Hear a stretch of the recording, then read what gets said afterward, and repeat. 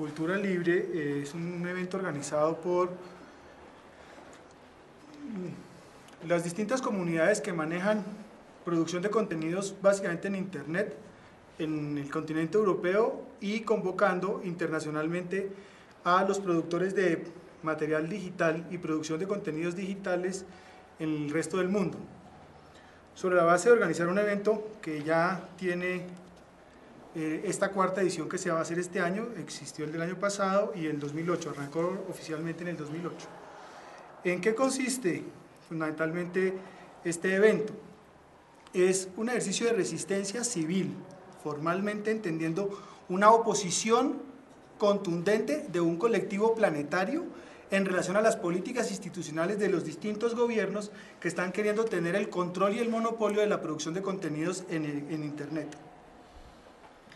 El panorama de lo que se está viviendo en el mundo, específicamente en Francia como punto de origen y que después empieza a suceder en la China y que está pasando en Venezuela y que es posible que migre esa misma figura económico-política de tener el poder y el control sobre las producciones de contenidos que circulan en medios digitales, lleva a que estos grupos, casi muchos de izquierda y otros de extrema derecha, curiosamente juntos, entre ellos dos trabajando, haciendo oposición radical a la posición que tiene el gobierno francés, promoviendo la política de vetar y de desvincular o bloquear formalmente a todo aquel que produzca contenidos y circule contenidos que no estén protegidos y salvaguardados en derechos de propiedad intelectual. La situación es la siguiente: la política ya está transitando y está puesta en el Parlamento Europeo para que sea aprobada como política nacional de toda la comunidad económica, perdón, nacional no, comunitaria, en función de poder hacer, desde el nivel de control de los que manejan los medios de comunicación, la desvinculación o la muerte oficial de una persona que produzca contenidos en Internet si no maneja derechos de autor y no paga regalías correspondientes al tráfico de información que circula en la red. Este encuentro, entonces, le apuntaba fundamentalmente a eso, a tener a un grupo de países y especialistas trabajando en esa discusión frente a cómo defender los derechos de libre circulación de contenidos amparados en un derecho fundamental que es el derecho al acceso al conocimiento. Desde esa perspectiva, el encuentro le apuntaba fundamentalmente a adelantar eventos complementarios, que es un evento como el que estoy mostrando ahora aquí. Vuelve la abundancia, vuelve la riqueza, vuelven los Oscars, una evidencia, un gran espectáculo, 5 horas non-stop de cultura libre, sin monopolios, sin inquisición, sin canon, sin censuras, los Oscars. Sala Apolo, Barcelona, 29 de octubre 2009.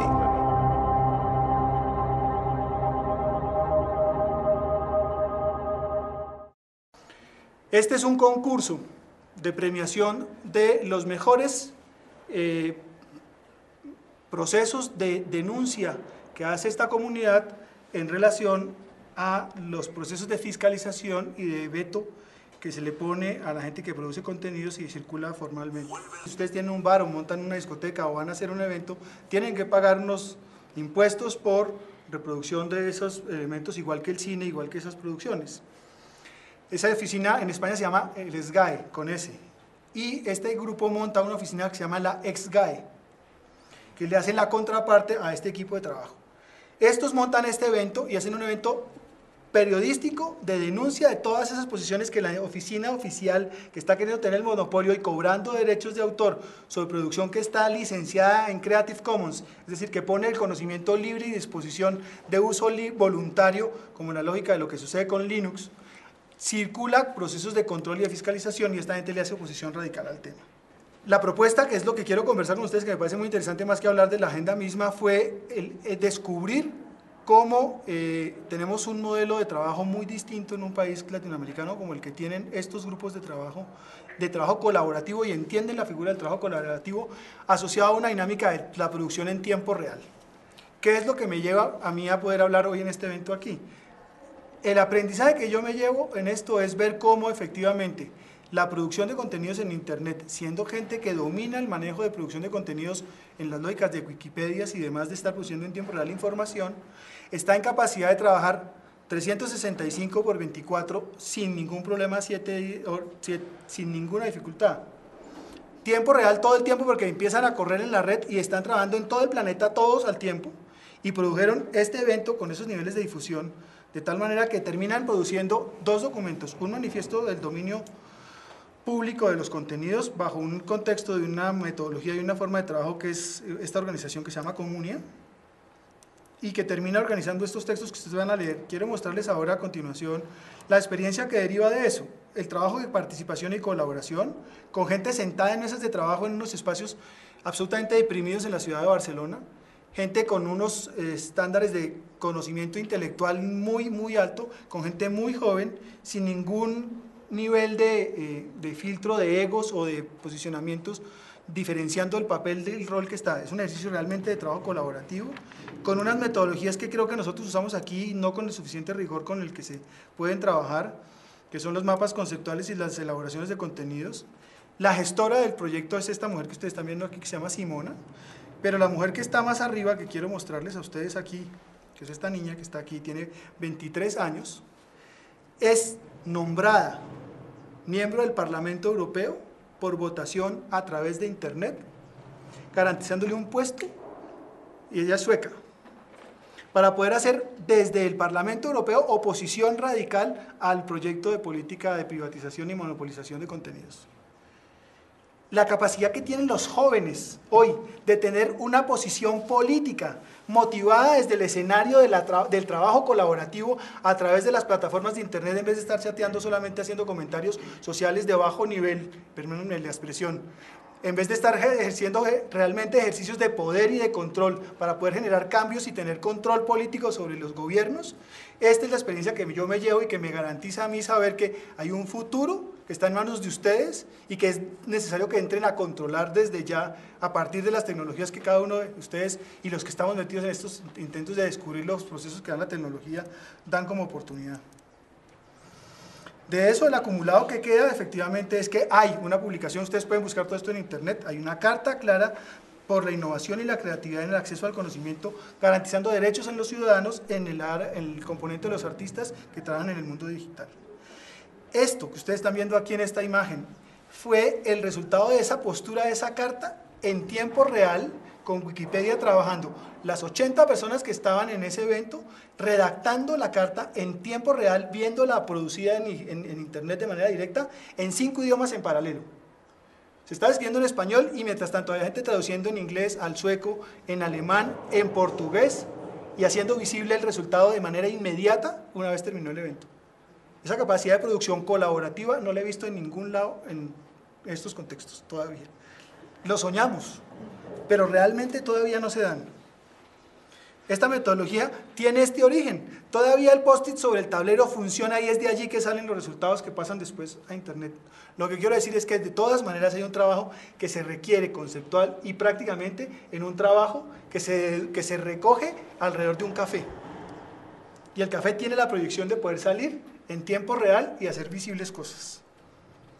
Las etiquetas que están detrás de estos mapas son la lista de ustedes de los temas que están viendo aquí. Está la SGAE, ya les demandaron los de la SGAE porque es por temas semánticos, derechos de autor, cualquier elemento que se parezca puede ser denunciado en un ejercicio de copia o de plagio, entonces los demandaron por parecerse a la entidad y en el manejo de imagen de marca no lo pueden hacer. Ya se cambiaron de imagen y se llaman la ex. Los que quieran buscar la ex en Internet van a encontrar que ese es el SGAE ahora identificado con la otra condición. La ex tiene todas las implicaciones interesantes de lo que está allí detrás. Nosotros creamos, nosotros decidimos. Reparto justo de derechos de autor y reforma de las entidades de gestión. Actualmente, las entidades de gestión son un monopolio que dificulta la libre circulación de la cultura y el beneficio de los autores. Los autores siempre deberían poder revocar el mandato de las entidades de gestión. Las sociedades de gestión son entidades privadas que deben administrar única y exclusivamente las cuentas de sus miembros, que nunca suponen la totalidad de la comunidad creativa. Por encima de todo, las sociedades de gestión deberían administrar únicamente las obras que estén registradas en su base de datos y no deberían recaudar fondos provenientes del uso de obras que están publicadas explícitamente con una licencia libre. No debería permitirse que ninguna sociedad de gestión impida a los artistas o autores Usar licencias libres. La libre competencia debería garantizarse al igual que ocurre con cualquier entidad privada. Deberían abolirse los monopolios legales de las sociedades de gestión. Autores y editores no deberían ser representados por la misma institución, como ocurría en tiempos de los sindicatos verticales.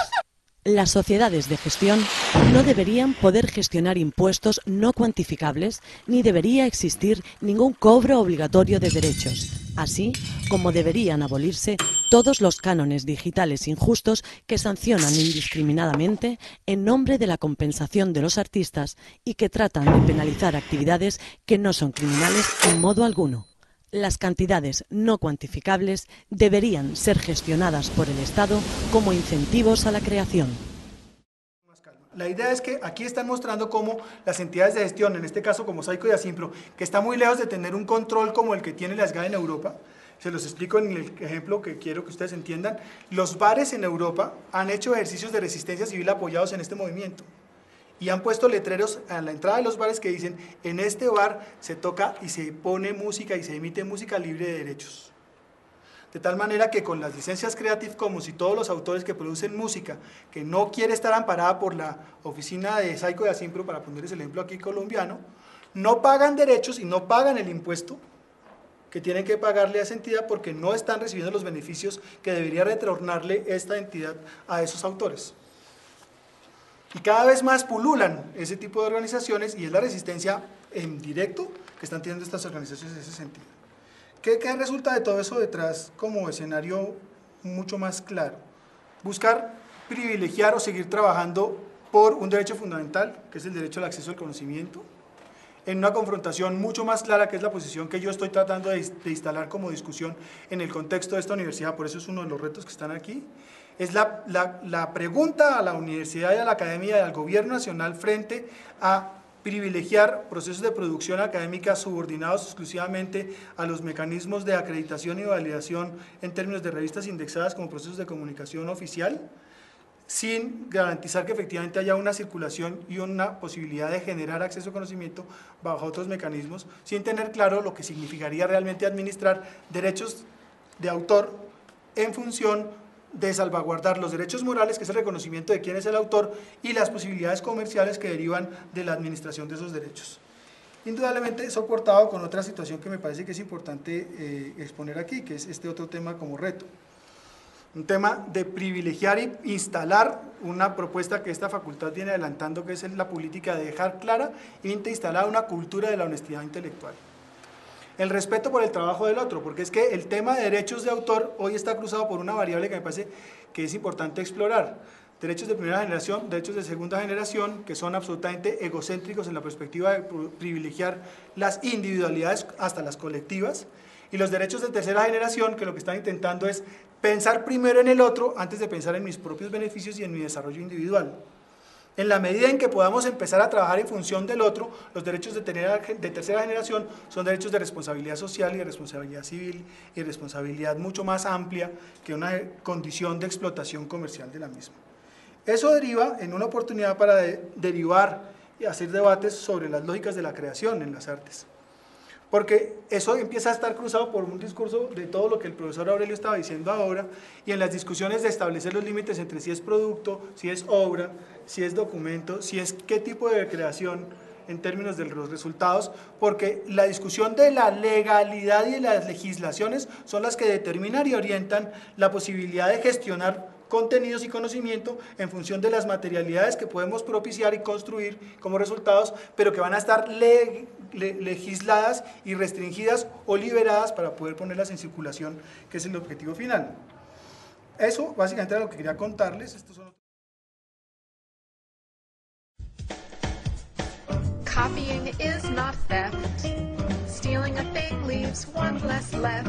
Copying it makes one thing more. That's what copying's for. Copying is not theft. If I copy yours, you have it too. One for me and one for you. That's what copies can do. If I steal your bicycle, you have to take the bus. But if I just copy it, there's one for each of us. Making more of a thing. That That is what we call copying, sharing ideas with everyone. That's why copying is fun. Economists were taught, and they teach every kid going through economics, that economics is a study of scarce resources. And there are scarce resources, but knowledge is not one of them. You can use arithmetic, I can use arithmetic, we don't use it up.